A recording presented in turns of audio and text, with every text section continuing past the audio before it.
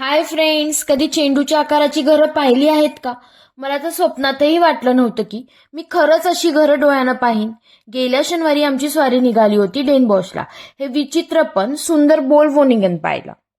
प्रवास सुरू झाला हेल्मंडपासून.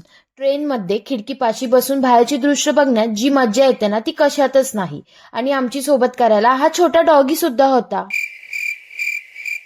तसं बघायला गेलं तर नेदरलँड्स म्हणजे आर्किटेक्चरचं माहेरघरच.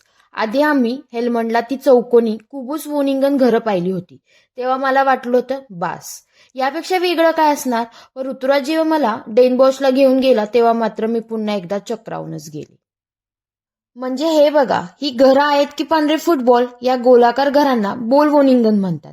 अर्थात या घरामध्ये लोक राहतात, त्यामुळे आम्ही ती फक्त बाहेरूनच पाहिली.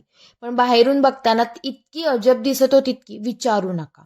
1984 मध्ये कोणीतरी असं काहीतरी बनवण्याची कल्पना केली यावर माझा विश्वासच बसत नव्हता.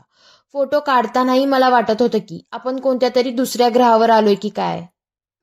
तलावाच्या काठी झाडाच्या सावलीत वसलेले पांढरे गोल खरंच खूप भारी दिसतात.